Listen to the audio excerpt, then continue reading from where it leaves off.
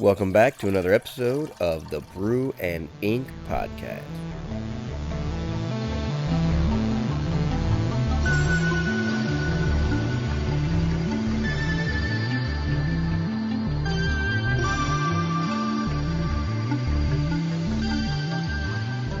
Welcome back, faithful listeners, to the Brew and Ink podcast.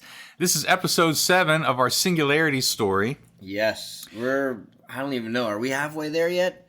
We're a little over halfway. Are we there yet? Are we there yet? Look, kids, Parliament, Big Ben. Oh, yes. Classic reference. Classic. And as we keep saying, we really enjoy this story. We really like this story. When I was talking with my friend Zena, who will be on the podcast on the next Interbrews next week, she was really excited about the world building, and she was talking to me even not on the podcast. We were having a conversation about this story because I was excited about it, and she was giving me some ideas. Cool. Because she was like, no, you're on the right track. You should really expand the world, and she was really encouraging. That's how you know you've got a good story. When other writers start writing into your world, like, oh, you could do this. And that's when you're like, oh, okay, they're excited about this. There's something here. So we're really excited to bring you this episode, and we got some cool stuff coming over the next probably few months. Yes. Hopefully we can get that stuff rolled out to you. But before we do that, before we get to the story, which is, come on, that's the meat of what we're doing. That is what you're here for, That's right? the meat candy. Yes. But today we're going to talk about resiliency and perseverance in writing. And for those of you who had listened to the Carrie Neitz interview that I did a couple weeks ago, which was really good. He really wanted to talk about that, because when I talked with him off air, he was like, no, this is something I would really like to talk about, because I asked him if he had any advice. And it's something I put in one of my author emails last week. It's just kind of an interesting synergy for me in my life. It's obviously something that keeps coming up, like, God's trying to tell me something, But because what I put in the email from my author email was, in every success story that I've ever read or seen an interview about or a documentary, there's always a moment when someone could give up. Right. There's always a moment when they said, this happened and then this happened, and I thought, that's it, I'm done. Yeah. I'm out. But I just kept trying anyway. I mean, everyone from George Lucas to J.K. Rowling to anybody, they get to a point where they're like, I could have given up so many times. Maybe it's not just one time. Maybe there's just several times where they said, man, I could have given up so many times. Yeah. But the secret was perseverance. One of our first interviews was with Brian Davis, and he talked about getting rejected by agents hundreds of times, like 80 times or something. He's still got a big folder of all the rejections that he's gotten. Yeah, and it's something that I try to keep in mind for myself. Yeah, is that for us, for Stephen and myself. Yeah, and for a lot of things that I've chosen to do in my life, by the way. Rejection is a big part of it. Like, you're going to get rejected. You're going to get... And even not rejection so much, which does come as a part of it, but just failure. Like failing, like not reaching that goal that you set for yourself, or not doing it in the time period that you had allotted for yourself. Anything that's going to come at you and tell you, you know what, you don't have what it takes, or you're not cutting it. Internally or even externally sometimes. Right. Yeah. Anything like that is going to be prevalent in writing, but also it's just good practice in all of life's situations. There's a good friend of ours, Billy Humphrey, and he's a pastor of a church and runs a mission organization. He's also an author. He has a few books that he's written, but he has a really good quote that has always stuck with me, and it's, if you don't give up, you win. It's like you can't win at all if you give up. Exactly. But if you stay in the game, you can become a winner. Yeah. Wayne Gretzky, you miss 100% of the shots you don't take, right? I mean, right. And there's always going to be risk. There's always going to be risk of rejection or failure. There's always going to be something. And this is why motivational speeches, rule the internet to some degree, right? I mean, the other half is the music that they build behind it, right? They told the Beatles they couldn't sing. Like, they were rejected by a lot of the major record companies of the day. Were literally told they couldn't sing. The Beatles, who have influenced music forever, since the moment they started, since the moment they started having hits. They have influenced music and vocals and harmonies since the early 60s. But they were told they couldn't sing. Major writers have been told you can't write. You know what I mean? Like, there's so many stories of success that we could look at. And that's why also you have to check your motives as well. That's why you'll hear those stories where people ask you or talk about themselves and say, if you're only motivated to make money out of doing this, then most likely when it comes to a roadblock or comes to something in your way, you're going to give up at that point. Yeah. And that's where what we're talking about. The topic is resilience. Yeah. And not giving up. And I remember my introduction to the word resilience was in high school in a health class of all classes. For some reason, that was the topic of the day, the word.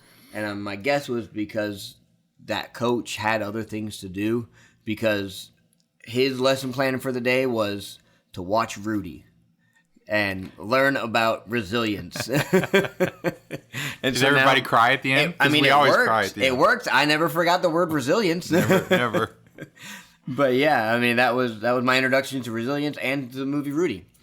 Booyah. Great movie. Yeah. What's his name? Samwise Gamgee makes me cry in a lot of movies. Yes. Another movie full of resilience was Lord of the Rings. Right? And there's that moment in Lord of the Rings, and it seems kind of cheesy in the moment, but I think it was in the Two Towers, at the end of the Two Towers, where where Frodo says, I can't do this anymore. Right. And Samwise says, hey, there's always been those moments in the stories when they could have given up, of all these great heroes. And it's kind of a cheesy moment, but it really is an inspiring moment, because it's a real moment for anyone who has ever been in that space where they feel like, I can't do it. It's too much. I can't go on. Right. And there's a lot of different reasons why people quit. Yeah. Right? Sometimes it's hard. Sometimes it's rejection. But sometimes it's just the rest of life gets in the way. Oh, yeah. Writing is not something, you don't go to school and get a degree. I guess you can. But generally speaking, for most writers, they don't go to school and get a degree that says, I'm a writer, and then you go out and you with that degree and you get a job as writing fiction. That just doesn't happen. Nope.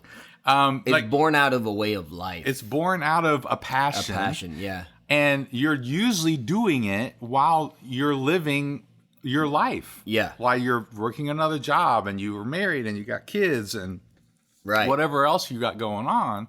You have to really carve out that time because you're not getting paid for it. For years, you're not getting paid for it oftentimes. Right. And so that's why resiliency in something like writing and the arts can be really an important thing, because it's not an easy formula of I go to school, I get a certificate or whatever, I get the job. It really does take a little more resiliency, in my opinion, to get to that place of success, because it takes a lot of energy to work on your craft. It takes a lot of energy to work on, as we've been talking about, marketing and growing your platform. The stuff that's not writing. The stuff that's not writing. When, again, you've got a full-time job, or you got a full-time and a part-time job, or you've got all this other stuff going on, and you've got family that you really need to spend time with, and all of those things are priorities. But then it's really difficult to find that time sometimes, especially when you combine it with rejection or failure, or Right. it's taking so much longer than I thought this would. Yeah, You know, you're sitting down for rewrite number 3 or 4 of a story that you Right? thought you were done with. Yeah. or, you know. Yeah. So what would be maybe some encouragement or a practice that you would say is good practice for someone that's in that situation where they're going, you know what, I thought I was gonna do this, and I've, maybe just recently said, oh, I've given up, or someone that's on that verge of going, you know what, does it even matter? What's something that you would recommend or suggest, like, hey, just try this, or just think of it this way, and that'll keep them in the game? Yeah, I really think somehow, and there's a lot of different ways to do this, but somehow finding a community of people who get it. Yeah. Who get what you're going through. A writer's group, if it's local, sometimes that's hard to find. Right. But there are Facebook groups galore that deal with this. Yeah.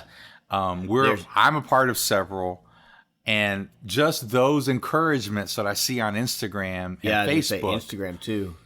Like, there's all these groups on Facebook and Instagram. On Instagram, probably half of my followers or people I'm connected with on Instagram now are other authors. So I'm constantly seeing quotes. I'm constantly seeing, hey, I finished this book, or I got this thing, or I'm going to this conference. I'm constantly seeing other people's journey and getting and seeing them, and also realizing, it helps me realize at least how far I've come sometimes. Like, there are a lot of people out there who would probably love to say, I have an agent and I have 3 books in progress, contracted for next year. Like, of course, I have deadlines, and that means, right? I mean, like, there's a lot of work that goes with that. Yeah. But I'm just saying, like, a lot of people would love to be able to say that. Yeah. And so for me, even though I'm looking ahead saying, oh, man, I haven't accomplished all these goals that I have, it helps me to see, man, in this community, there's some people who are really striving for what I have, and that makes me want to encourage them. Yeah. I'm just saying, like, try to find a community that you can really get involved in, because generally speaking, your wives and family don't get it. I'm just saying, I'm not putting my wife down. I'm not putting anybody's wife down or husband. Right. But generally speaking, even if they can be really supportive, my wife is really supportive of my dream to be a writer, but she doesn't get the amount of resiliency and perseverance it takes. Right. Again, she's willing to support me, and she's willing to do, the same way you don't get her love for the German language. Yeah, right. Exactly. Right. Like, and how encouraging it is for my wife, as an aside, to go to a German language teacher meeting, and she gets encouraged. Right. It's just finding, number one, trying to find a community that helps you, that encourages you, that you're constantly in communication with. Yeah. One of our people in our writing group went to a writing conference this weekend. Yep. And she messaged us, hey, I had an agent ask me for more. Yeah. Which, who knows what that'll turn into, but that's a step forward for her. And we were able to go, awesome. And for me, I don't know about you, but I feel a part of it. Yeah. Like, I'm like, sweet. We helped edit some of this stuff that she showed, right? Like we helped encourage her. Like, it's almost like we take on a little of that responsibility of being a part of her community. And for me, I think when I hear and I see people talking about those types of things, like, oh, I got this, or this person just released her 3rd book within the first year.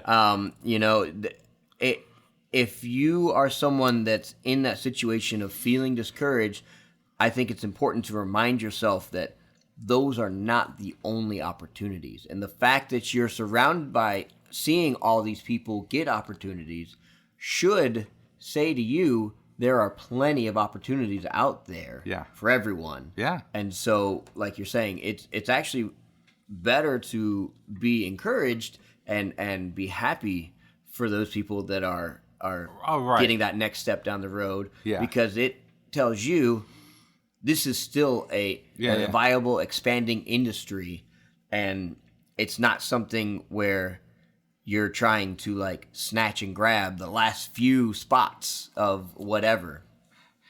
Yeah, my agent told me recently, I'm trying to remember the exact number, but it was like 1.5 million books were published in America last year. Right. And yes, there are more authors than that, right? Yeah. But my point is that there are always publishers looking to publish things. And there are plenty of opportunities out there. And I've talked about this on my Instagram and on other things. Maybe it's not your passion, and that's okay. You can wait for your passion to come around.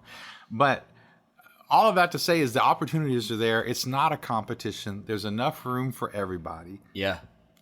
And that's why community is really helpful, to be generous in that community, be encouraging. Yeah. Let other people encourage you.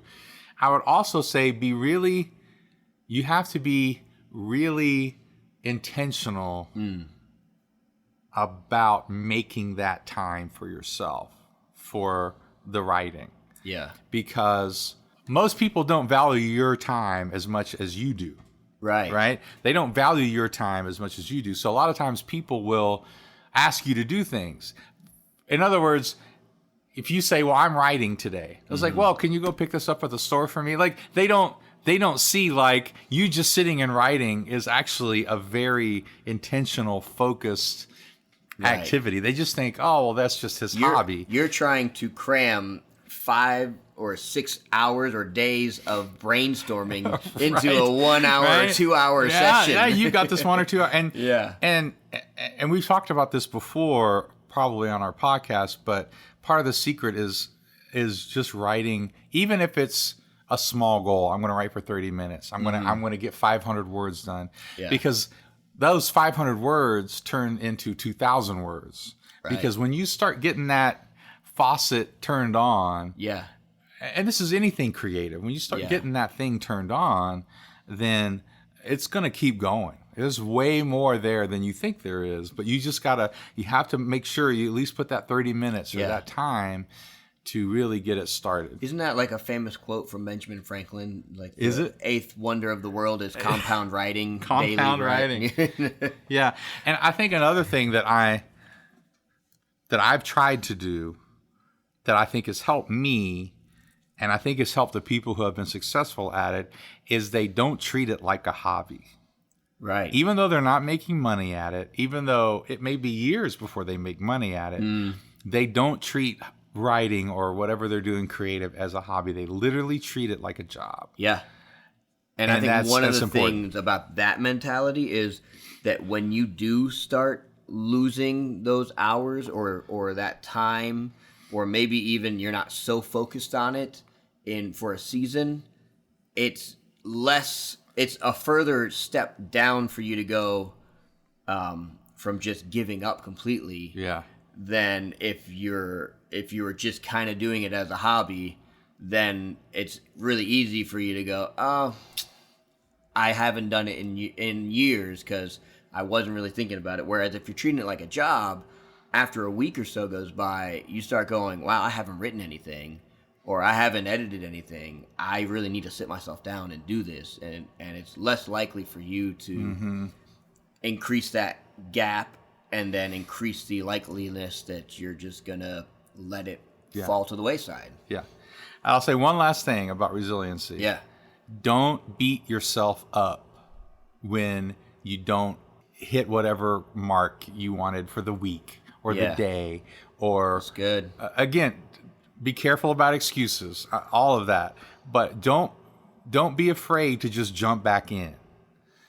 Right. Maybe it's been a week and maybe you did let things slide and maybe you were lazy, but don't beat yourself up. Yeah. Do the opposite. Say, well, the opposite of what I was doing is just to do what I should have been doing and just jump back into it. And don't be discouraged when that first time of you sitting back down after a while of not doing it is you just banging your head against the wall, going, where was I? What was I doing? Who are these people in this story? Like the fact that you're just trying to parse it out again. Yeah.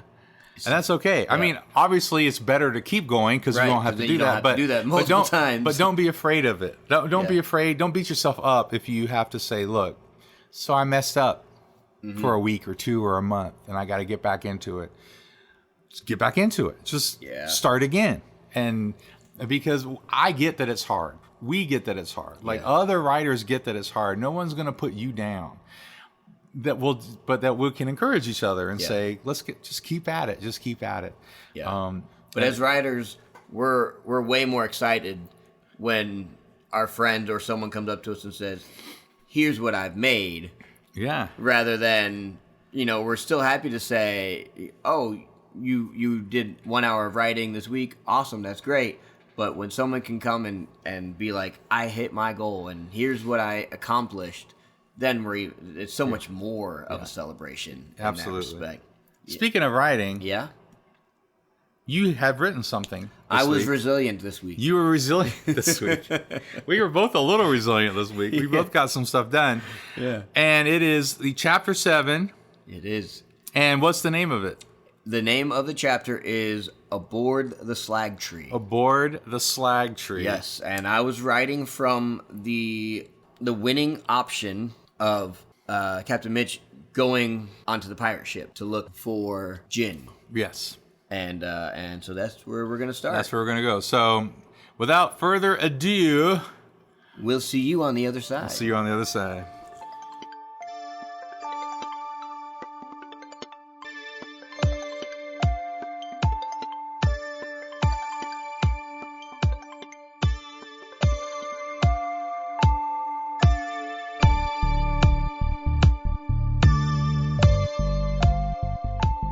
Thanks for listening to our podcast.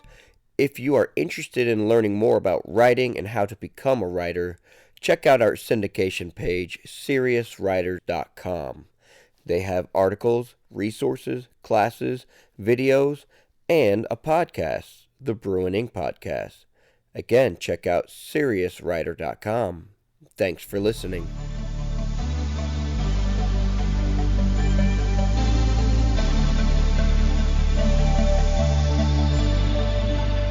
Singularity, Chapter 7, Aboard the Slagtree. With the Slagtree on the move, I had no way to get aboard, and with the tablet shattered, there was no way for me to communicate with Jin or the pirates. I looked towards where Jin had just been. Wreckage still rained out of the sky in slow motion, an effect due to the lighter gravity. Smoke began billowing up from the ground where the bulk of the Phoenix fighter had crashed. Maybe Jin was still salvageable somewhere in there? I started in that direction, but a pirate scouting ship flew overhead as I ran. It practically leaped from its starting point over my head and landed at the wreckage all in one maneuver. There was no chance of me getting there before they recovered all the important pieces. Besides, being found at the crash site might also look suspicious. Now the question was, how do I get on board the Slagtree? Then I remembered the red button Nisha had given me in case of emergencies. I fumbled it out of my pocket and mashed the button with my thumb. The red button illuminated to show it had been activated. An audible beep sounded every few seconds to signal it was still emitting. After a few moments, Nisha's voice came back through the small device. "This is Nisha. Are you okay, Harry?" Harry? Who the heck was Harry? Then I remembered. That was the name I'd given her as a cover, in case they had access to IIF databases. I'm sure my real name, Mitchell Bruce, was all over the IIF feeds right now, as they'd be paying top dollar to retrieve Jin and her AWOL pilot. "Yes, it's me. I'm okay, but I think I just saw an IIF ship shot down. Any chance that offer to take me aboard is still good? Who knows how many of them are still out there? We've already lifted off and can't spare the resources and fuel on another takeoff procedure. But if you're quick, I have a team of scouts at the south entrance of the city loading up a jumper that will be docking with us before we leave. If you can make it to them, I'll tell them to grant you passage. Thanks. I'm on my way." Pulse crap. Now, which way was south? I'd come to rely on Jin for navigation so much I'd lost track of my ability to orient myself. South was... right. back towards where I had come in, near where I had hidden my spacesuit. I found the rubble pile and rock formation that I had used as a landmark. I headed in that direction. Coming over the top of the mount, I saw there was a small dropship being loaded up with a few last stragglers. Bandaged and limping, they were in various stages between disarray and mending. As I approached, I was met with concerned stares. 2 pirates came running over to make sure I could make it safely, asked me if I was injured. I'm fine. I've already been treated by Nisha. I was out trying to find others when the ship was blasted out the sky. I was pretty close to the blast, but I'm not hurt. Nisha told me I could get a lift on this jumper to the Slagtree.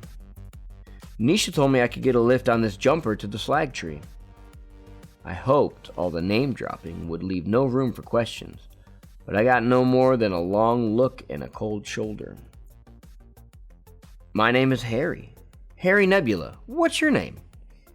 The pirate grunted in distrust and said, I'm Bogan, and I'm sorry, but we ain't got no room. You're gonna have to find another way aboard the Slagtree. I held out the red-buttoned communicator. Well, Bogan, why don't you explain to Nisha so she can guide me in the right direction? I depressed the button again and hailed her. This is Nisha. Go ahead. It's Harry again. I found the scout crew, but there seems to be an issue with getting me on board. Is Bogan there? Let me speak to Bogan. I handed the communicator to an angry-looking Bogan. This is Bogan.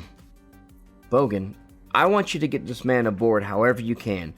Put him in the cockpit with you if you have to. We need to get out of here and get some of these people to a system with decent medical facilities. Copy? Bogan gritted his teeth, staring me right in the eyes as he replied, I copy. On our way. He tossed the communicator back at me. Get on board. There's a side seat in the cockpit. Don't touch anything. You got it? Yes, sir, I said, trying to sound like a civilian and failing.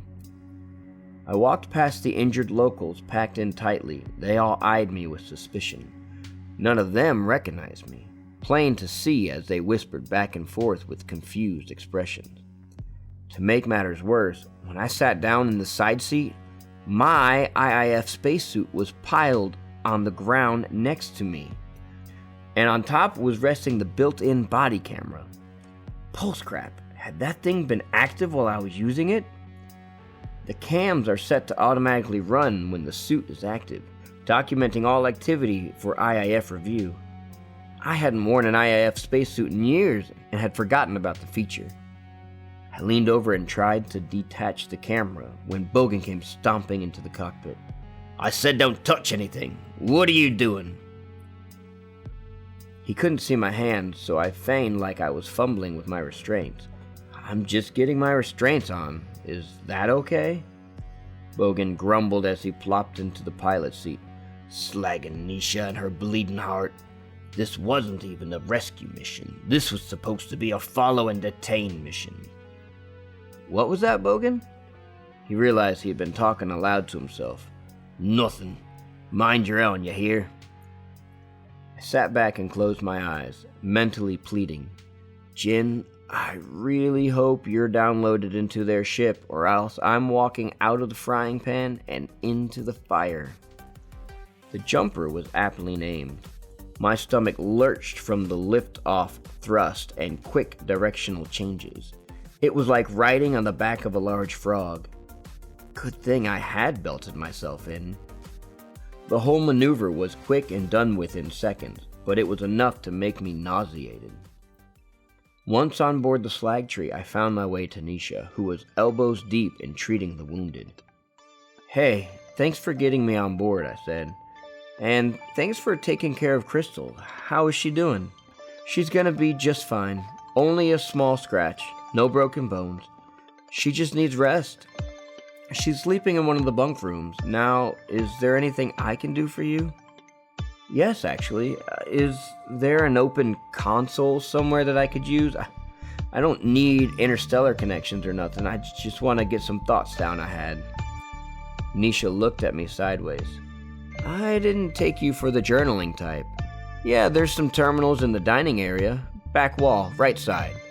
You may have to wait for one to get freed up, seeing as how we doubled our personnel count. I patted her on the shoulder appreciatively. Thanks so much. We'll catch up later. You've got more important matters at hand for now. Exiting the trauma area, I found the dining hall deeper into the ship. There was enough commotion and new faces on board that nobody bothered to stop and ask me what I was doing. In the far back wall were a handful of terminals, and as luck would have it, one was available. I crossed the room with focused intent and sat down at the station. Now, how do I get in contact with Jin? I tried talking to the terminal. Jin, are you there? Give me some sort of signal if you are. Nothing. I opened a local file browser and dug around trying to find some system files that might indicate Jin was embedded in their system awaiting activation or something. All I found were some questionable acquisition papers and racy photos for the lonely crew members to peruse. I'm no hacker, but I was more than sure Jin was not active in their system. Oh no, this can't get any worse, I said to no one. And then someone tapped me on the shoulder. It was Crystal. She stood there with her arms crossed. So, Harry, what gives? You don't come check on me or let me know you're okay?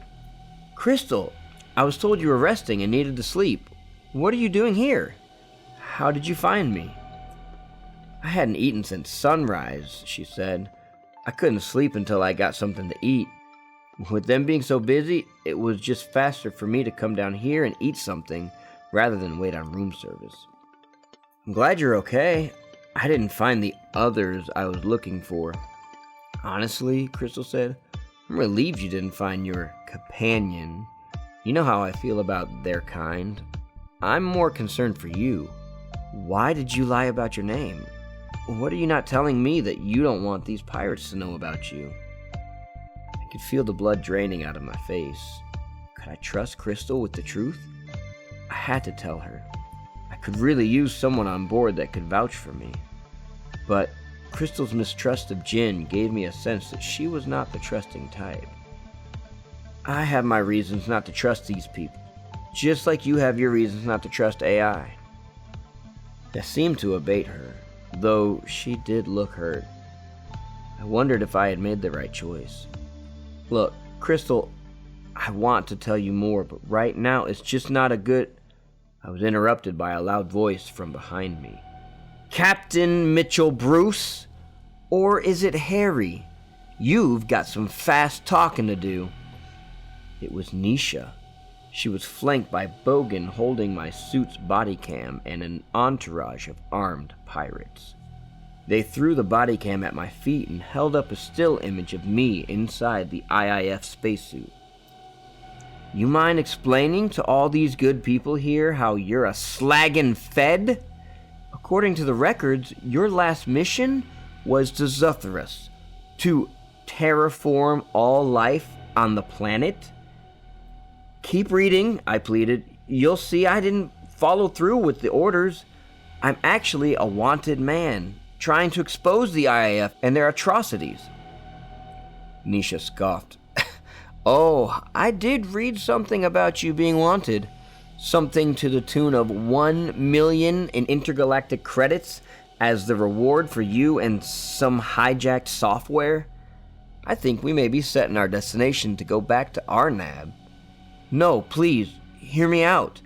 If we can recover the hard drives from the drone wreckage, I can have Jin explain it all, vouch my story. Oh, my men have already recovered those hard drives. If there's something of value on there, they will let us know. A mob of angry Zutherans overhearing our conversation formed behind the gun-toting mob of pirates pointing their guns at me. Crystal's face looked the most upset of them all. The real question is, Mitch, are you going to last that long? You've put me in a touchy spot here. I don't have many options that'll end in your favor.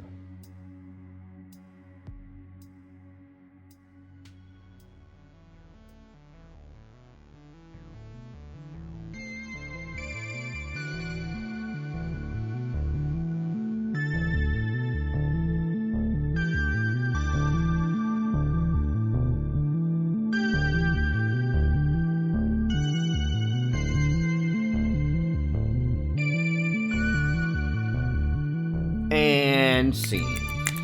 Good job, man. Yeah? I dig it. Yeah. So, what are the choices again? Give us the choices again. So, our choices, option 1, Nisha orders Mitch to be taken prisoner. Okay. Boom. Option 2, Crystal leads the colonists to attack Mitch. Because there's all those surviving colonists Right. that are actually on the ship now. Yes. And they're only on that ship and survivors because the IIF blew up Their colony. their colony and their families. And their families. Yeah. So, and he was with the IIF. And Right. they don't know, right? Right. Obviously. Yeah, But as maybe. you faithful listeners know, who've been listening, you know that he was not actually involved Right. in that. But they don't know that. So the first option is that Nisha takes him prisoner. Mm-hmm. Because, maybe she's not the ultimate. But she's responsible for getting him on board the ship. Right. She's So responsible she's for got getting to him. do something. She's got to do something, right?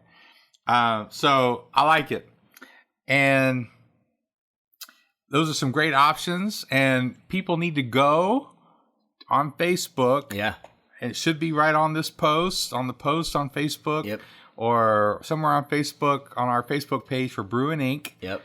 And vote. And it's also going to be on Instagram at least one day sometime this week. Yep. Usually that last day right before, usually Tuesday or Wednesday right after it's uploaded on the Serious Writer page is when the Instagram goes up. That's awesome. Yeah. So vote, like, share, subscribe, all of those things to this podcast.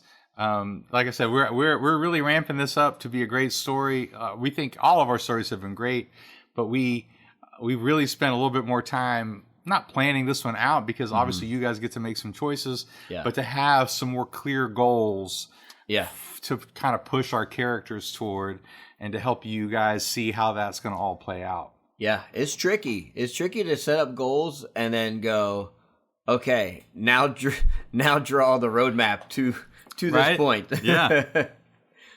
But our goal is to make ultimately a great story with a satisfying conclusion. Yeah.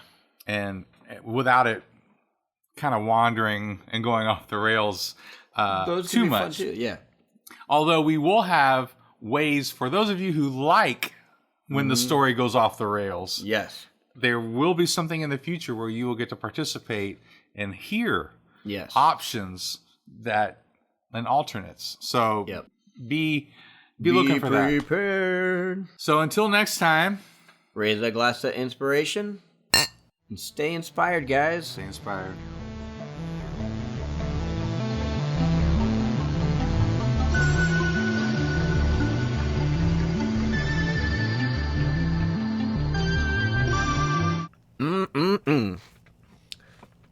Singularity, Chapter 7. Aboard the Slagtree. With the Slagtree on the move, I had no way... Okay, we already missed a word there. With the Slagtree on the move, I had no way to get aboard, and with the tablet shattered, there was no way for me to get communication with Jin. Okay, hold on, I gotta fix that. I don't know, how do we both miss this? With the Slagtree on the move, I had no way to get aboard. And with the tablet shattered, there was no way for me to